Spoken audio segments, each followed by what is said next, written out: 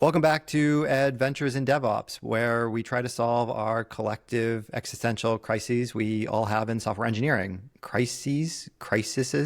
Can you have more than one at a time? Until we resolve the English grammar question, we'll have to switch to our backup for this week, which is a deep dive into control planes, continuous integration, and build systems.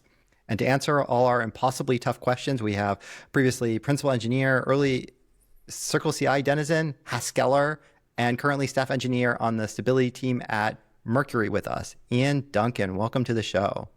Thanks for having me. Is it Haskeller or Haskeller? I would say Haskeller is probably the more likely pronunciation you're going to hear. Yeah, I'd say Haskell is actually definitely one of my passions as far as programming goes, because it's a language where a lot of the research that's come out of it has informed a lot of design decisions for subsequent languages. The reason I actually sourced you for this episode is because of one of your blog posts on the challenges of GitHub CI. And I've actually gone through quite some of your blog, and it seems like every article is just honestly, it's a gold mine. They're really well done. It's not just the words. I saw some of them. They've got clickable dynamic examples. You must have spent no small amount of effort putting these together, and they're not short articles either. Yeah, I'll say in the interest of total honesty, a lot of the little visualizations have been somewhat vibe coded to try to get a point across. It's not like I actually wrote every single one of those by hand. Well, so there is a great book called Blah, Blah, Blah by Dan Rome, which really talks about the importance of conveying information both as a written way and using visuals. And I feel like the moving visuals are a whole nother step on top of that I think I've only ever seen one other blog out there that ever tries to include that. And this, I put myself in that group. I don't have any moving visuals in my articles. Well, there's, you may be referencing the same individual. There's a guy out there who does some really fantastic, infographic type blogs. He's written one that's about load balancing algorithms and a few other things. And that was sort of the inspiration that I wanted to go for, was to kind of try to help people visualize as they go. What is the point? Because, there's a lot of nuance to a lot of these concepts, and kind of helping people have something to fiddle around with until it clicks, I find can be quite helpful. Oh, yeah, no, I totally agree. It's very hard to get feedback on how well your posts land. And so doing everything you can to actually try to convey it effectively is definitely worthwhile something. Yeah, what's interesting, I think, is I've been having a little bit more uptick on people reading my blog lately, but by and large, it's a mixture of stuff that I've written for myself, or else propaganda for people at work to convince them to do something that I want them to do. So in particular, the GitHub Actions rant that you referenced is largely because I'm trying to convince work to switch to Build Kite. And I was just working one day, and I just GitHub Actions glitched out on me, and it was just the final straw. And I was just I kind of crashed out a little bit, but here we are. A guy that I used to work with, his name's Mark Watton, wrote a really nice article about what he called the novelty budget. And it's a term that's really stuck with me. I'm sure maybe other people have used it as well. But, it's just the idea that you have every business needs a competitive advantage. And so if you're picking tooling, or if you're, whether it's databases or languages or SaaS products that you're adopting to achieve your goals, you have a certain amount of tokens where you can probably invest those into I think this technology is really going to move the needle for me. But there's a lot of things that are Postgres, right? Where it's everybody uses it. It's a really well understood tool. It's probably going to be here 30 years from now in some capacity. And do you really need to reinvent the database, or do you really need to you know what I mean? So I'd really say that I think this kind of ties into that concept of you should really pick your battles, or limit the number of. And I'm saying this as a guy who's been doing Haskell for 20 years. I know, right? Please believe me. I mean, there is definitely this aspect of being a hypocrite, but at the same time, I think as you spend more time in engineering, you understand that there's the business needs, and then accept everything is risky in some regard. There is no such thing as the perfect software service, except for the one that just doesn't exist. And so since it can't be perfect, and if you believe it can be perfect, I want to invite you onto this show so we can have a conversation about that, because it will fail in some way. There is no way to have fully reliable stuff. And so you're making a trade-off somewhere. And I love the post that you're talking about actually, which is about like innovation tokens and using boring technology basically. I don't know I would have called Postgres boring that long ago, but at this point, it has so many extra sort of angles to solve business problems that it's hard to justify picking a particular other database technology as a solution because it's just so natively implemented in Postgres today. That being said, I sort of want to ask your perspective, especially being on the stability team at Mercury, where you've used your innovation tokens versus where you felt like boring technology was better. Oh yeah, I mean Haskell is easily our biggest innovation token, I would say, and um, there's no doubt. But like I think we kind of hit the functional programming nerd peak on a few other fronts too. We use Nix quite a lot for reproducible builds and for setting up development environments, and that's gotten a little bit more mainstream traction. But in terms of like how we do our operations at Mercury, we are pretty ruthlessly simple about it. I would say like up until like a year and a half ago, we were still basically just deploying to straight up EC2 instances, using a bash script and, operating, a massive system with really simple deployment techniques. And, there's really nothing fancy there. It's like GitHub Actions, build sort of like a Nix. Package isn't really the right word, but I'm going to use it just to keep the conversation simple here. Build a package of our system, ship it to the boxes, switch over to the new package, restart the services, Bob's your uncle, right? And we got super far with that with like three instances, 5 instances on EC2. You don't have to have like a lot of real fancy stuff until you get pretty far along as a company. So yeah, I would say it doesn't take much. And in fact, we were really quite ruthless about trying to avoid adopting additional like databases. Basically, we had Postgres. We have, up until very recently, we didn't even use Redis for anything. And we still don't even use that for caching. We just use it for some like tertiary things. It was basically Postgres, Cloudflare, and some EC2 instances. And we're servicing like a huge amount of customers and moving a lot of money around. And that's all it takes. And even the one thing I'll say is that it can be pushed too far. So we were also using Postgres as our queuing mechanism. Oh, yes.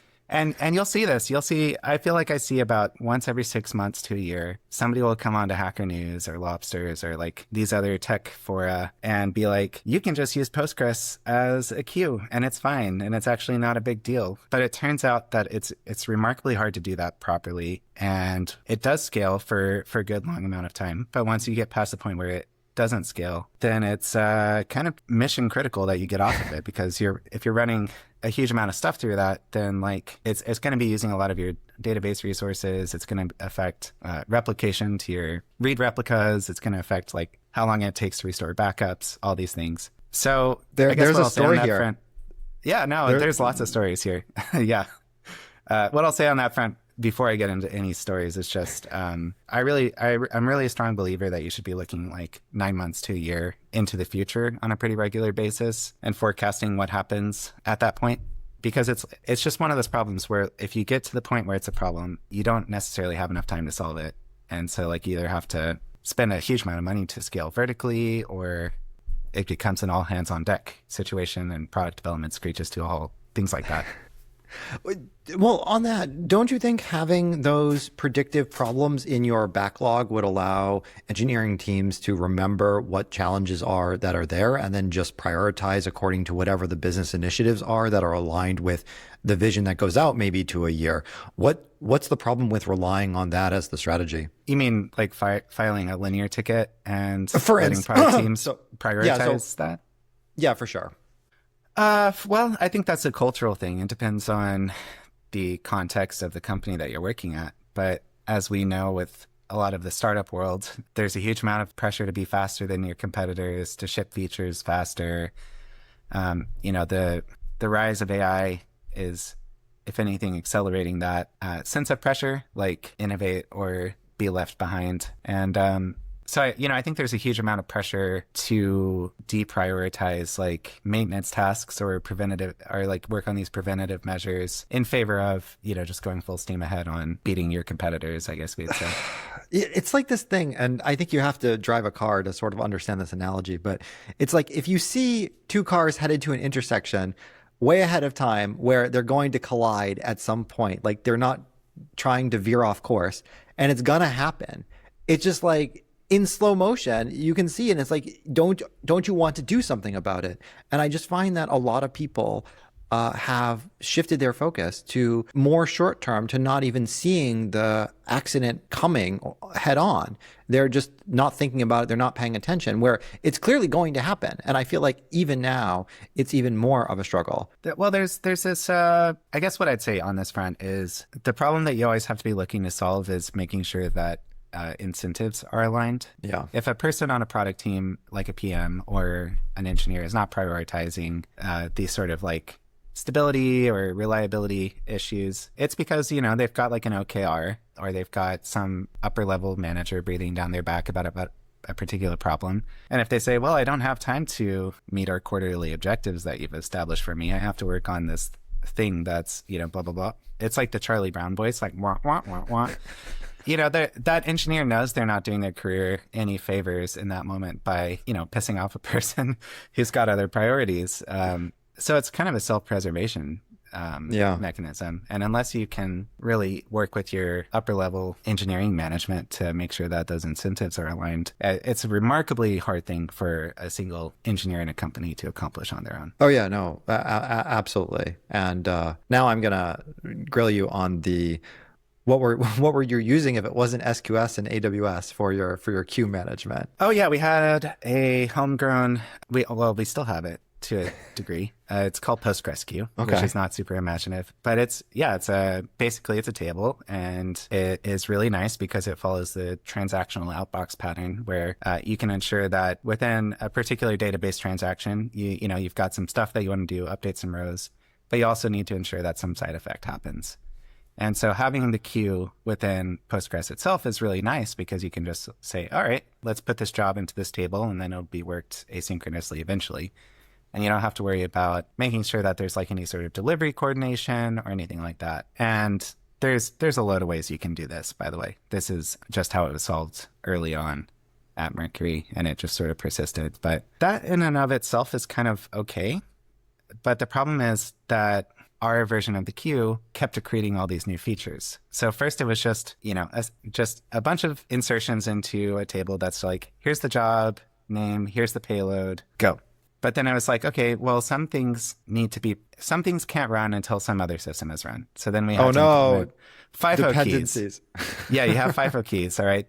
So anything that's got this key, it gets processed from front to back. And then I was like, well, sometimes we can't run these things until, because like banking requirements or whatever, we literally can't run this until it's next Monday. So then we added scheduling. Oh, and then what about the service going down? I guess we need to add retries. And, okay, but now it's retried a bunch, but it's still not working. So now we need to see what the error was. And, there's kind of this gradual progression from what seems like a very simple system into all these sort of exceptional cases. And each of those things does become kind of expensive for the database to maintain. And you end up having to implement partial indexes. And if you need to do some runtime debugging of what's going on and the index isn't right, and you've got a billion things in this table, well, suddenly you've got a very slow query that times out before you can actually get meaningful information out. So yeah, it kind of turned into this thing where what we needed at some point really could have been better serviced otherwise, but every single step along the way seemed reasonable to the person who was doing it. Yeah. Oh, for sure. It's the same way the state actors, they get you, right? It's like one small micro crime on top of another one until you're fully indebted, and your whole life will get teared to shreds if you decide otherwise. And it does seem reasonable at the time for what you know. And I think one of the struggles I've seen in my experience is the conversion to a different technology, or, in our case, we're using SQS. It doesn't perfectly support every feature that you're currently implementing. And so I feel like, and this is an engineering flawed problem, I think, where you always try to have every feature in the new thing. And so you're like, well, if we can't migrate all of our queue dependencies from this table to real service, then we're not going to do it at all. Yeah, well, I think for us, a big part of it was really people who had burned by sort of earlier experiences with microservices and the like. or systems that just had like a huge amount of stuff that you needed to run locally. There's a real heavy emphasis at Mercury on developer experience. So we've got a front end developer experience, back end developer experience as part of sort of, well, we call it SIDUX. So it's stability, infrastructure, developer experience, basically. And that's sort of like all the non-product things. And yeah, there's really something to be said for like, all right, you're a growing company, you've hired a new engineer, you shipped them a laptop. Can they just like have a running environment in 20 minutes once they get the laptop? And that was really heavily prioritized, but it was really kind of perhaps overweight in terms of the considerations at hand. No, I totally agree. I think that the reality is that neither extreme is accurate. The single monolith with a whole database cluster running to support all of the tables and forcing an engineer to run basically the production system in order to do software development, that feels wrong. But it also feels wrong to run 1,000 microservices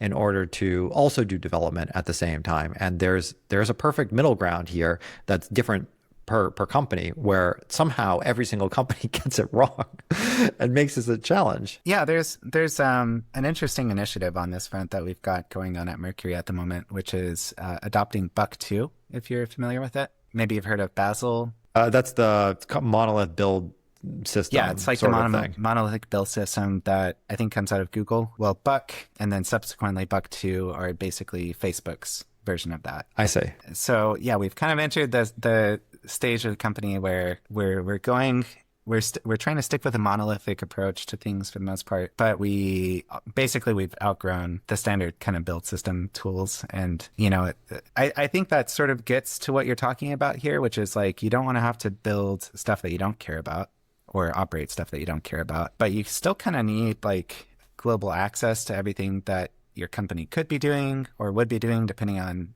the day, and having the ability to sort of have a monolith, but like have it just build out subsets of it instead of like building the whole world, running all of the systems that it could possibly need to run. That's kind of what we're angling for. And it's a very hard thing to do. I think our development experience team has been working on this for like 2+ years. And oh, wow. We're just kind of rounding the corner where it's like really starting to be like, okay, this is actually usable for We're just 2 years away from the build system, for the developer experience, for building on the machine. It's going to be solved in just 2 more years. I mean, that's what it's felt like for some time. But actually, I mean, it does work now, so that's exciting. But it's really remarkable once you have it, because what's really great about it is that with Buck 2, all of the build targets are sort of hermetically sealed. They're reproducible in the same way that Nix kind of tries to achieve reproducibility, but it's on a much more granular level. So you can spin up like a really beefy cluster of machines and fire off your build jobs, and it can do massive parallelism. And because they're hermetic, they're reproducible. If one person builds a particular artifact and all the inputs are the same, then if you try to build that same artifact, then it can just download it for you. You don't have to rebuild it. And those sorts of like improvements in speed are ultimately going to be like incredibly powerful for any organization that's really not willing to descend into architecture madness that comes from microservices.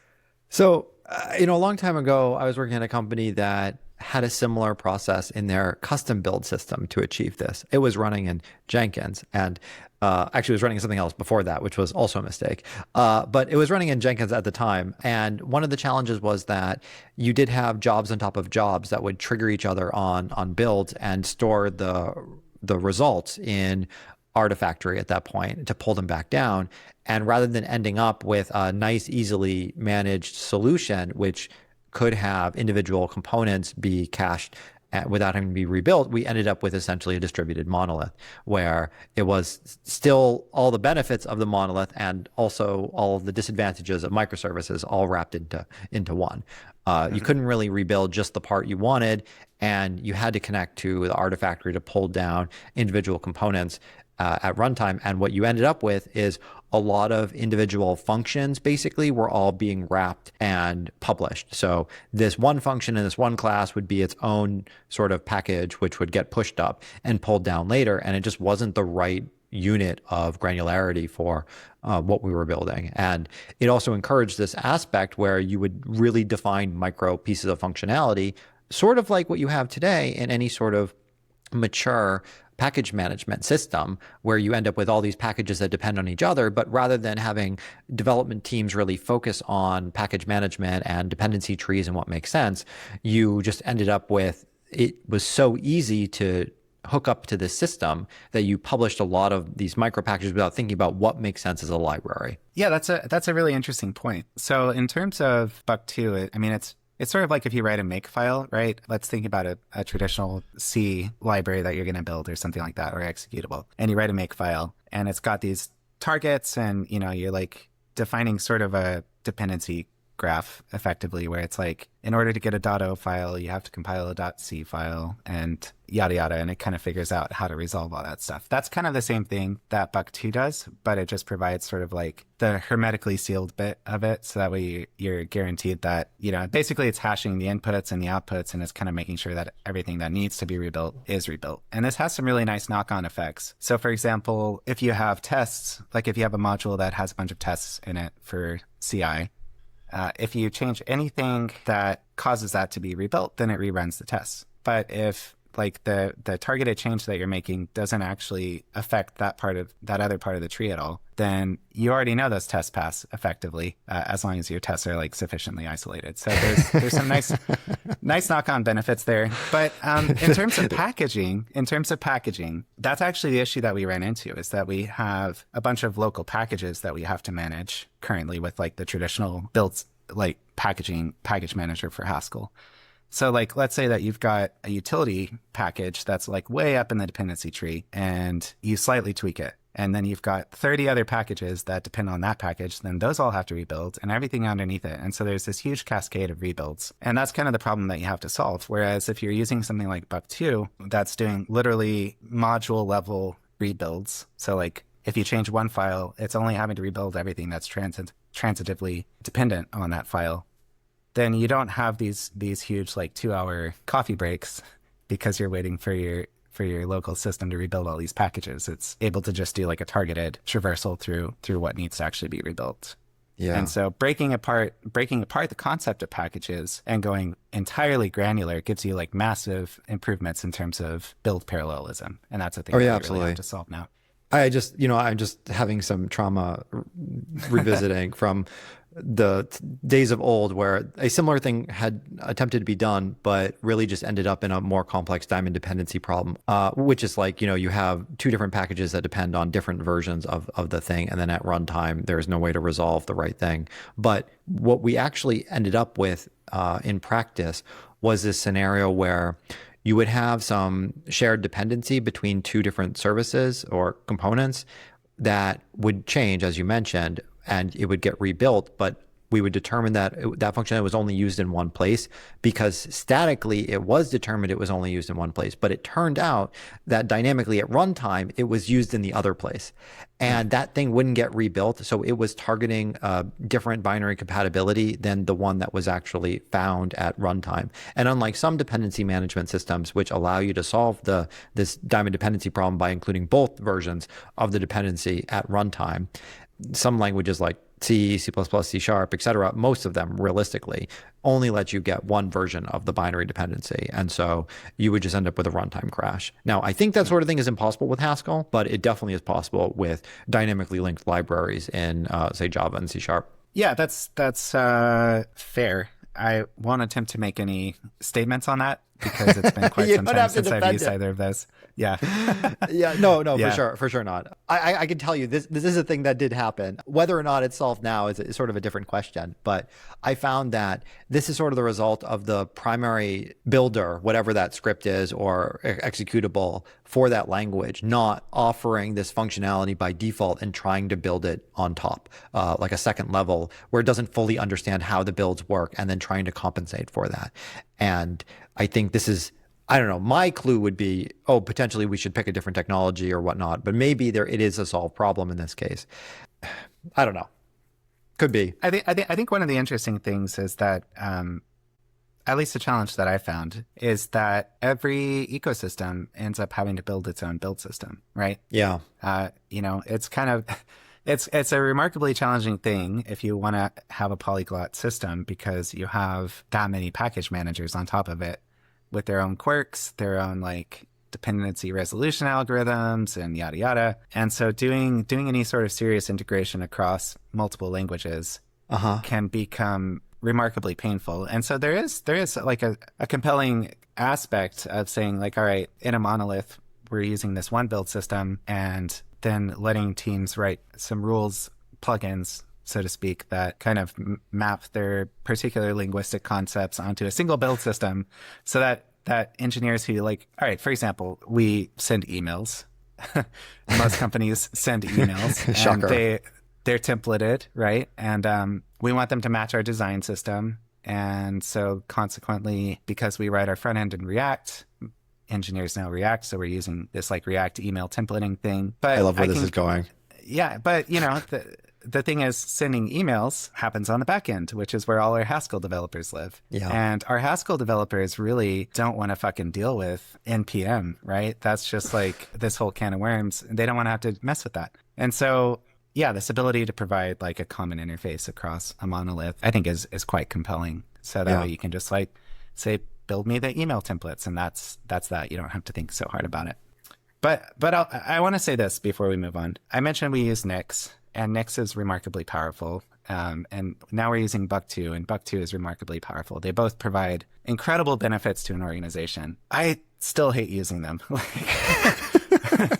Like the actual user experience of these tools is like really brutal. So I want to say, as a counterpoint to myself, that if you're not a company with 200 plus engineers, or if you don't have existing experience in this stuff, like Nix, there's probably an argument that you should just bite the bullet and use it because it's like incredibly powerful. It still sucks to use. Like any day where I have to mess with these tools for more than about 5 minutes is a day poorly spent for me. Yeah, I guess on the subject of novelty budget, like sometimes you have these things that have really great payoffs when you actually like have it all set up, but they're still painful. It's a lot of wasted time in your past is what I'm hearing here. I can appreciate that. I mean, it's the eat your Brussels sprouts thing, right? Like no kid wants to eat their Brussels sprouts. It's good for you, but maybe not enjoyable. So, I've tried to cook Brussels sprouts so many ways, and at one point I thought I liked them, but having migrated to so many other vegetables and root vegetables that or leaf vegetables in the last 30 years or so, I have to say I still can't make Brussels sprouts taste good. So maybe there's an argument for not eating them. Yeah, wow, we're gonna get really off topic here, but cooking is my other passion. So maybe we can hold the off the yeah, we can come back to that. I mean, you can make a cooking comment, but I need to hear it have some connection to the conversation. It has no connection, so I guess let's move on. You can always try to connect this back in the end. Do my sermon on root vegetables here. Yeah, right. There's always a point here. You can make them taste good, maybe. I do want to get to one last thing, I think, before we close out the episode, and that's your take on what I would call control planes. And I think that you brought this up in your blog articles, I think a couple of them realistically. And it's like one of those phrases from my experience where like I didn't really pay a lot of attention to historically. So it's similar to like software defined networking in practice. But once I got to the cloud, I felt like actually understanding networking is now critical. I need to understand how DNS works. I need to understand how load balancers work and packet switching, et cetera. I may not love it, and software may make it easier, but the other one is like control planes. And it's that thing where if you're in a cloud or running in some way, it suddenly becomes a useful phrase for communication. Yeah. So I think I said this in my blog posts as well, but the way that I use it is probably some purists are probably going to say that this is like a really twisted definition. But the way that I think of it is basically you've got your software, your main product, your main system that's running.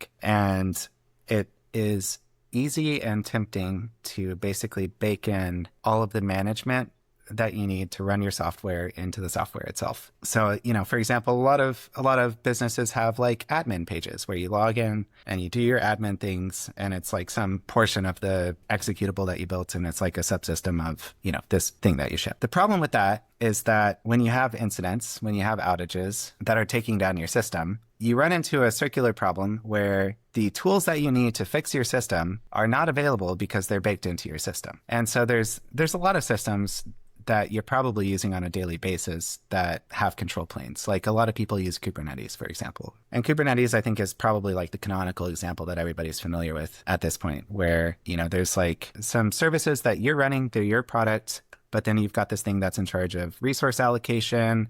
It's in charge of making sure that the things that are supposed to talk to each other can, and that, it's in charge of how they connect to the rest of the world, all that. That is a control plane. But you probably often also want to think about having a control plane for your product itself. So as I mentioned, we've got this thing called PostgreSQL. And so here's where I can talk a little bit about PostgreSQL.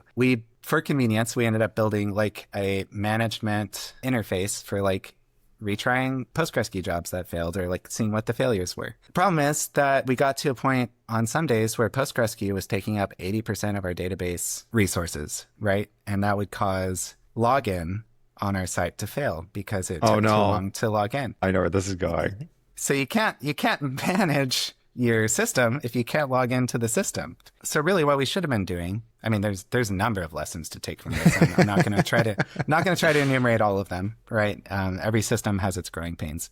But what we should have done is had behind a VPN a control plane for PostgreSQL that its sole job was, make sure that you're an employee, make sure that you can get through Okta or whatever, and then give you the things that you need to do and have it not be tied to all of the other domain level concerns of the primary system. And so that's my pitch for control planes in a nutshell, is the things that you need to do to operate a system cannot live with the system itself, or you are going to hate yourself at some point. See, I feel like you're a secret advocate for microservices, just like me. You want your login and access control to be a separate system so that issues with another part of the system can't impact it negatively. Have separate databases, separate compute and running there, so that containers being brought down or virtual machines having an issue in a particular region don't cause a cascading failure for your entire system. Now, I think you're going to say, you're not, and it's still going to be the monolith strategy. But honestly, I think the access control is a good example there. Well, what I'll say is I'm an advocate for the concept of bulkheading, which is to say that if a particular portion of your system fails, it shouldn't be cascading into the rest of your system. And microservices are, okay, here's what I'll say. I say this at my company all the time. I'm not opposed to services. I'm opposed to microservices. What I think we should have is appropriately sized services. Maybe they're not like broken down into like a hyper granular level, but one thing that I'll say is that you can achieve a service oriented architecture with a monolith at the same time. What that means, for example, in a really easy world, is if you're behind AWS, like application load balancer or something, allocate some EC2 instances or some containers to individual teams or individual product domains, and it can still be running the whole monolithic build. It can still be like a single coherent view of the world, but the resources that it's using, like database connections or what have you, are scoped to a particular product domain. So that way, if some team comes along and accidentally uses up your entire connection pool, on a per instance basis, that's their problem. It's not the whole company's problem. We should have definitely had this be a fight about microservices versus monoliths. I think we could have gotten really far on that one. Well, you can have me back. That's fine. I mentioned briefly that we were kind of moving off of PostgreSQL, and most of what we're moving on to from that is a system called Temporal, which is a durable execution framework. And I talk about that in some of my blog posts, but the concept of durable execution frameworks is a thing that I think is starting to gain a little bit of steam. Like, we're starting to see like a few competing products in the space, and it's really nice because it's basically what it does is you have workflows, or you have particular pieces of business logic that need to definitely execute from start to finish. And you want to be resilient to failures. You want to deal with like what happens if your process crashes halfway through. And, typically you have to call out to like APIs or, do some database multiple database transactions, and you don't want to leave the system in an inconsistent state. And basically, this concept of durable execution frameworks is they record sort of the steps that you're doing along the way. And if the process crashes or there's a logic bug and you ship a fix for it later, then it's able to use like the serialized results of what it's done so far to kind of time travel back to where you were and pick up where you left off and execute to completion. And I don't know, it just really like scratches an itch for me. And so obviously we can't talk about it for very long, but I want to encourage listeners to go read about it. Yeah. Well, actually, it's really interesting you brought this up for 2 points. I think AWS has been full on in the last few months since reInvent, introducing durable functions into Lambda. It's the sort of thing that we have state functions and workflows existing in all the cloud providers. But I think Azure was first, and I don't think there's an option in GCP. But we do have sort of native implementations now that allow you to execute some code and give hints to the orchestration layer on how to retry that function when it fails, and not just retry from the beginning and have to implement item potency everywhere, et cetera, and how to store state and check for that. I think the poor man's version of durable functions is like throw a message in SQS and have it execute your code, but like every single step of there is idempotent, and it just executes it and then goes on to the next one. And maybe there's some logic to skip there, but it'd be so nice if there was a framework. And I think, as you said, we're starting to see companies spin up. It's interesting you mentioned Temporal, though, because in a couple of weeks, we will have a VP of engineering from Temporal on the podcast actually to talk about this. So you can spoil yourself if you want and read about it, or you can wait for that episode and see what shenanigans we get up to on there. Yeah, I had the privilege of talking at their conference last year a little bit about our learnings adopting it at Mercury. So cool. I'm a fanboy to a certain extent.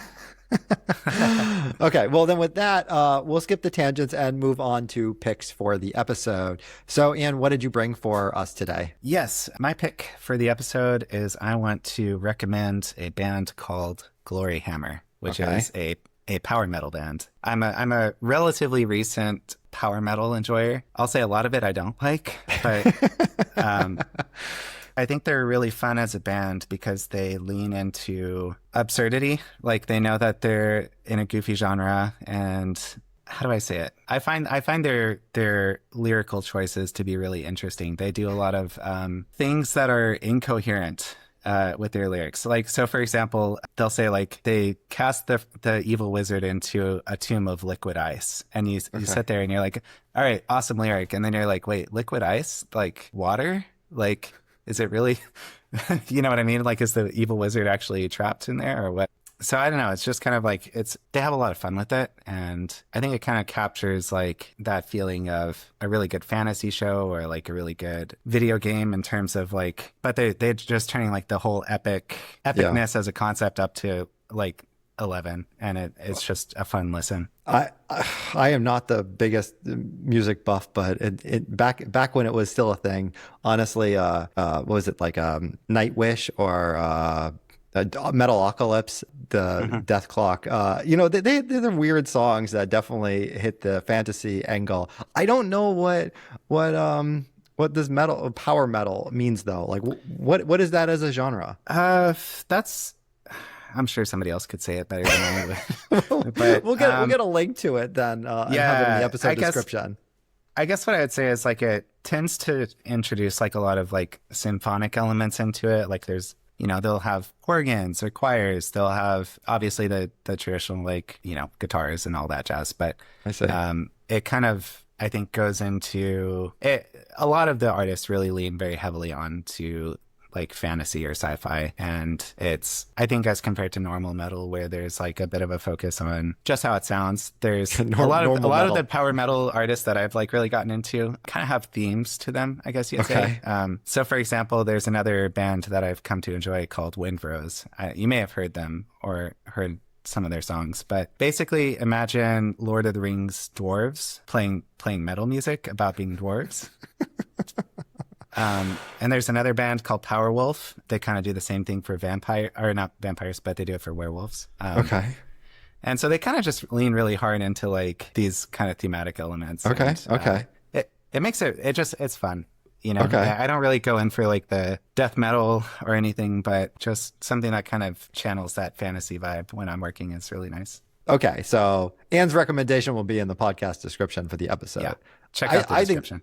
okay, I think this is a great pick. So thanks for that. I guess mine's lame in comparison. A couple weeks ago, I had a pick about why archers don't fire volleys. It's not a real thing, never happened, never will happen. Every reenactment in any movie or television show is absolutely wrong. But on the same collections website, there is an article on battle logistics and how they actually do it. And I love this collection of articles from like the Roman age, specifically warfare. Going to war meant literally moving your city into combat. Like that is the way that I would describe it. If you go to combat, you pretty much have to take all the people, whatever they're doing, not just the combatants, into combat and move them. And like, how would you manage traveling as a city together? There's lots of non-combatants. Everything people need to survive, it's still true in any sort of war zone. Nothing really changes, and it's really interesting to see how the author talks about it and realistically what actually happens in these scenarios. Because it's like this area in a lot of popular culture that you just don't see movies or television shows like really ever get into at all. Yeah, I suppose it's kind of the what makes for good cinema, right? Nobody wants to see a bunch of people like chefing and repairing things. I mean, maybe I think they do sort of get about this a little bit. Like, I'm not a huge Game of Thrones fan, but there are a lot of like the armies moving, and you do see like what happens at night within the guard camps or whatever, and stuff is going on there. And you can sort of extrapolate like, well, if this is happening, these other things are probably happening. But it makes a lot of good points. Like, well, where do you get food from? And like, how do you transport it from where they are to where they're going? If you're going on like a 3-month journey, how much food can you bring on your person? And then you have this issue of, well, I guess you can have some animals carry a cart with food on it, but how much food do the animals need to consume in order to move the cart? And so there's like a maximum limit that you can actually have. Same thing goes for, what happens when your armor breaks? If you're wearing some sort of armor, who fixes that? Do you bring blacksmiths with you?